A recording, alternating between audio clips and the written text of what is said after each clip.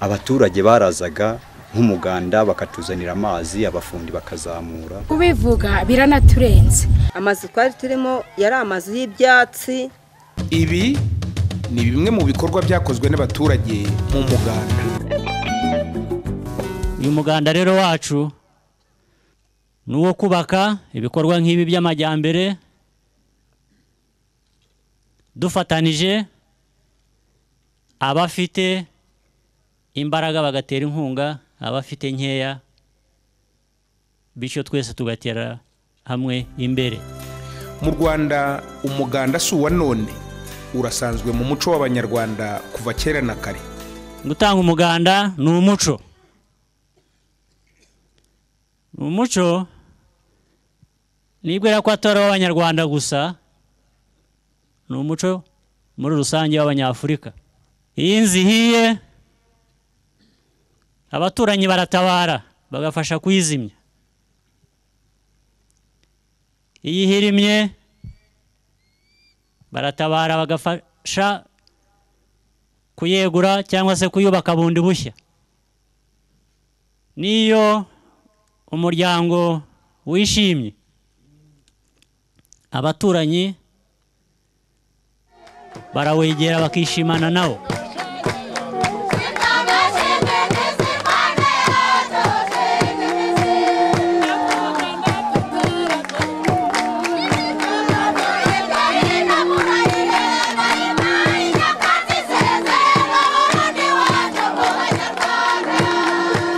Mu Rwanda ku mugaragaro umuganda watangijwe ku itariki ya 2 Gashyantare umwaka w'1974 wakozwemo ibikorwa byinshi birimo guhanga imihanda mishya ndetse no kugirira isuku yari isanzweho. Mu muganda abaturage bateye amashyamba ku misozi ihanamye, bakora ibikorwa byo kurwanya isuri, bubaka amashuri, amavuriro, ibiro by'ubuyobozi, banacukura imiyoboro y'amazi. Ariko kandi nanone ntitwabura kuvuga ko kuva icyo gihe umuganda wakorwaga ku buryo bw'agahato. Ikindi ukanifashishwa mu gutanga amanota mu kazi cyangwa mu guhabwa icyangombwa kigaragaza ko uyu n'uyu ari indakemwa mu mico no mu myifatire. Birumvikana ko icyo gihe nta muturage wagiraga uruhare mu itegurwa ry'ibizakorwa mu muganda, wafatwaga nk'igikorwa cya leta. Byabaye bibi cyane mu gihe cya Jenoside yakorewe Abatutsi mu mwaka w'1994, aho ijambo umuganda ryakoreshejwe mu guhiga abantu aho babaga bihishe, bityo abanyarwanda bawegukaho. Mu mwaka w'1998 nibwo leta y'ubumwe bw'abanyarwanda yongeye kubyutsa umuganda kugira ngo ushobore kugarura isura yawo ndetse n'igisobanuro cyawo, bityo unashobore kunganira ingengo y'imari mu bikorwa binyuranye bigamije guca ubukene mu Rwanda. Ubwa mbere mu mateka y'u Rwanda ku itariki ya 17 Ugushyingo umwaka w'2007 hashyizweho itegeko nimero 53/2007 rigenga umuganda. Ubu hakaba hariho n'iteka rya Minisitiri w'Intebe nimero 58/03 ryo kuwa 24 Kanama umwaka w'2009 rigena inshingano, imiterere n'imikorere bya komite zishinzwe umuganda ndetse n'imikoranire yazo n'izindi nzego, aho noneho ubu buri rwego rufite inshingano zarwo kandi zizwi zishobora no kumenywa na buri wese ubyifuza. Politiki y'umuganda iriho kandi irasobanutse. Icyo iyi politiki rero yubakiyeho ni ukugira ngo abantu bari hamwe mu mudugudu, mu kagari, mu murenge se, bicare batekereze ibintu byabagirira akamaro, byabateza imbere bishingiye ku mbaraga zabo. Ikindi ni uko iyo mitekerereze, iyo mikorere ifasha kongera kubaka umuryango nyarwanda umwe, bakorera hamwe kandi bikaramba kuko ari ibyabo ari nabo babigizemo uruhare. Umuganda ntabwo washyiriweho gusa ibikorwa by'iterambere n'ubukungu. Ndinda kwigura genye kuko iyo nsanze abandi tukaganira ari byiza cyane, ku gikorwa cy'umuganda ari cyiza cyane. Umuganda wanashyiriweho kunga abanyarwanda no kuba bibamo umubano mwiza w'ubworoherane n'amahoro, aho abaturage bahura bakamenyana, bakaganira ku bibazo bibugarije, bakabishakira umuti, bakanategura ibyo bazakora mu bihe biri imbere. Ibyo bikorwa nyuma y'umuganda. aha niho babonera umwanya wo gusuzuma ibyakozwe, bagateganya ibizakurikiraho, bakungurana ibitekerezo kuri gahunda zitandukanye za leta, bagafatanya no gukemura amakimbirane. Uyu ukaba n'umwanya wo gutanga amatangazo ya ngombwa. Kubera isura nshya y'umuganda n'agaciro wagaragaje mu bikorwa by'iterambere, abaturage ubwabo babigizemo uruhare, ubu usanga umuganda witabirwa kandi ku buryo bushimishije. Urugero, nko muri iyi myaka inishize, agaciro k'umuganda kageze kuri miliyari 26 miliyoni 397 n'ibihumbi 939 n'amafaranga 119. Bikaba rero bifite agaciro gakomeye kandi bikaba bigaragaza ko umuganda wunganira ingengo y'imari. Nko muri uyu mwaka rero ushize w'ingengo y'imari 2010-2011, agaciro k'umuganda kageze kuri miliyari 7 na miliyoni 347 n'ibihumbi 720. Tukaba rero twaranasanze ubwitabire bwari bwiza, bwarageze ku gipimo cya 78%. Ni intambwe ikomeye cyane rero.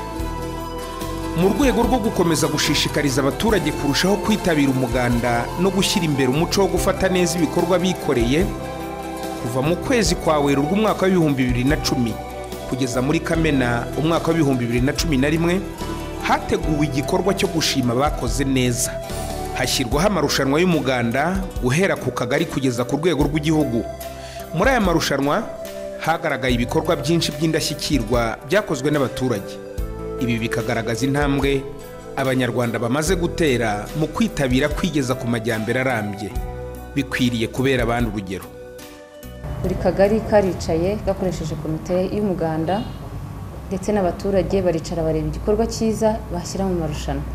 Icyo gikorwa rero cyarazamutse kigera ku rwego rw'umurenge, ndetse umurenge nawo uricara uratoranya muri bya bindi tugari twatanze, batoranyamo igikorwa kimwe kikaba cyarageze ku rwego rw'akarere. Akarere nako komite tekinike ku rwego rw'akarere yaricaye itoranyamo igikorwa cyiza ku rwego rw'akarere, ndetse kikaba cyarahawe ibihembo. Ibyo bikorwa rero byose by'akarere byarapiganwe bigera ku rwego rw'intara ndetse n'umujyi wa Kigali. Ku rwego rw'umujyi wa Kigali n'intara babasha gutoranyamo ibikorwa by'indashyikirwa 3 ku buryo bikurikirana icya mbere, icya kabiri n'icya gatatu, nabyo bikaba byarahawe ibihembo. Ku rwego rw'igihugu rero naho hatoranyijwe ibikorwa 3 byiza cyane muri bya bindi byatanzwe n'intara ndetse n'umujyi wa Kigali uko ari 15. Muri ibyo bikorwa rero habonetsemo ibikorwa byiza 3, bikaba icya mbere giherereye mu karere ka Ngororero, icya kabiri giherereye mu karere ka Nyamagabe, icya gatatu giherereye mu karere ka Gicumbi. Umuhango nyirizina wo guhemba aba bose bakoze neza wabaye ku itariki ya 24 Nzeri umwaka wa 2011, nyuma y'umuganda rusange usoza ukwezi. Ku rwego rw'igihugu wabereye mu karere ka Ngororero, ahaherereye igikorwa cy'umuganda cyahize ibindi mu gihugu hose. Ni mu murenge wa Kavumu, aho abaturage biyubakiye urugomero rw'amashanyarazi rufite agaciro ka miliyoni 18 n'ibihumbi 142. Twifuza no kubyongera ku buryo twageza abaturage bose bari mu midugudu cyane, ku buryo bose bacanirwa n'abandi batuye mu tubande bakaba bazamukaho bitewe n'iki gikorwa abaturage bikoreye. Turebere hamwe mu bikorwa by'indashyikirwa byakozwe n'umuganda. Aha duherereye ni mu karere ka Nyarugenge, umurenge wa Kanyinya, aho umuganda wubatse inzu 54 z'abatishoboye bakuwe muri nyakatsi. Twari tubayeho nabi, tugira ubufatanye n'umuganda, natwe ubwacu twishyiraho akacu. Izi nzu zifite agaciro ka miliyoni 243. Ngewe ku bwanjye n'amaboko yanjye ntabwo nari gushobora kwiyubakira iyi nzu. Nyikesha umuganda na Perezida wa Repubulika. Cyane ndashima umuganda, ubufatanye bw'abaturage, kubera ko bwaradufashije cyane budutera inkunga. Umuganda hanini niwe wubatse aya mazu, niwe watunze aya matafari, niwe watunze ibi biti, kandi bitewe n'imbaraga za Kagame. Uyu muganda witabiriwe n'abantu benshi batandukanye, barimo n'inzego z'ubuyobozi zinyuranye, ndetse na nyakubahwa Perezida wa Repubulika ubwe yarahibereye. Ntabwo yabaye nzabikora, ahubwo yabaye ndabikora, na n'ubu aracyabikora.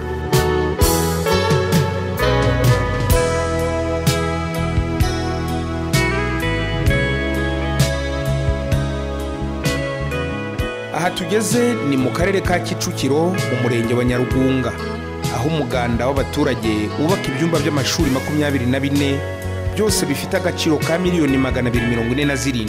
Nyakubahwa Perezida wa Repubulika ari kumwe na Nyakubahwa Perezida wa Repubulika ya Uganda baje kudufasha kutangiza iki gikorwa cy'umuganda wo kubaka ibi byumba 9 tugiye kuzashyiramo gahunda y'imyaka 12 y'ibanze.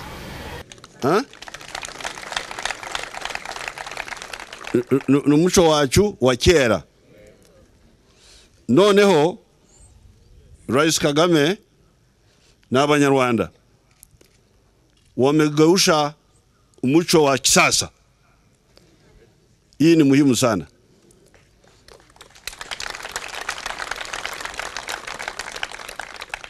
Wameweza kufanya mcho ambao unaweza kusaidia kwenye majambere.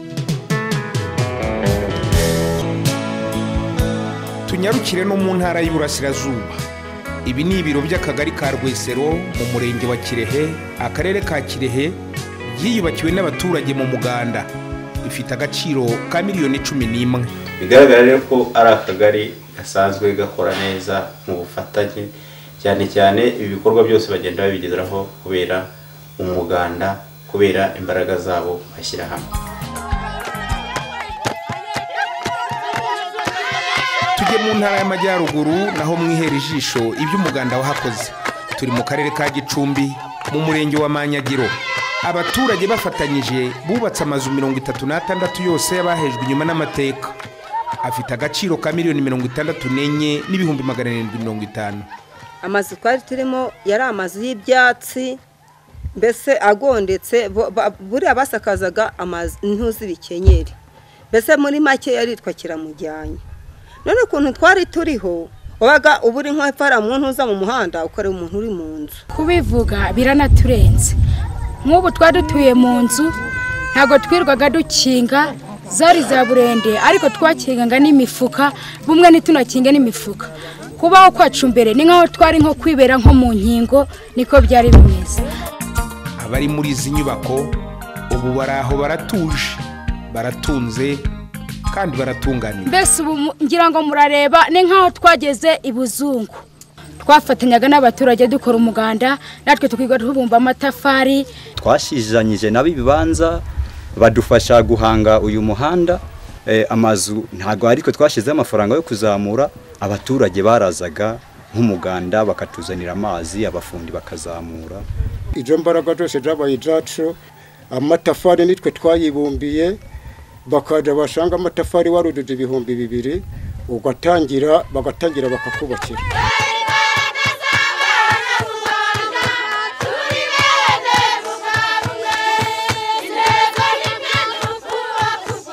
Inka nanjye yagejeho ubu ndereye rwose, inka yanjye nta kibazo ifite, ubu ndi kwidagadura, ariko yenyera mperutse kuyibangurira, ntabwo ndashoma kuduta.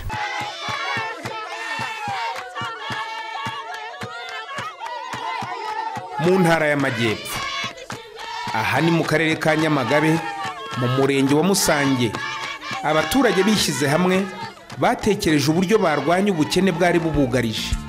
Bafata amasuka bahinga uyu musozi nanasi ziri kuri hegitare 6, zikaba zifite agaciro ka miliyoni 244. Twumvikanye ku kintu twakora cyatugira akamaro kandi cyatubyara umusaruro mu gikorwa cy'ikomatanya butaka. Ubwo twumvikanye rero ko aha hantu hari ibisozi, hari igisozi cy'amashinge kidahingwa, giteza ibibazo gishya, abantu bakazimya bakajya giteza isuri. Twumvikana ko tugomba kuginga inanasi, tubyumva kimwe. Ubwo tubitangira mu rwego rw'umuganda. Nyuma yaho tubonye hazazamo ikibazo cyo kunanirwa, twitabaza inzego z'ubuyobozi bw'akagari n'umurenge bagidufasha muri impamvu cyageze ku rwego. Abaturage ba hano bari bafite ingorane zo kwivuza, turi kure yandi mavuriro. Iyo umuntu afite imbaraga zo kujya kwivuza nk'Ibutare Gisagara, no kuvuga ko abatarembye cyane. Hanyuma rero turareba dusanga byaba byiza kugira ngo tugire ikintu dukora, tutabare babandi bafite intege nkeya batararemba, cyane cyane tubone n'inzira zo kubigisha uburyo bwo kwirinda indwara. Aha muri Gisagara mu murenge wa Kibirizi abaturage biyubakiye ivuriro ry'agaciro ka miliyoni 82,550. Ntabwo ari imbaraga z'umuntu umwe gusa, uwazaga agasanga igikorwa kimeze neza iradushimaga akasiga duhaye inkunga. Ukobwa nuko nyatwaraga amabuye, icyo akora sintwari nk'iby'umusore, ariko nanjye kubera ko nabonaga bintumbaye nanjye ngashyira ibuye ku rutugu nkariza.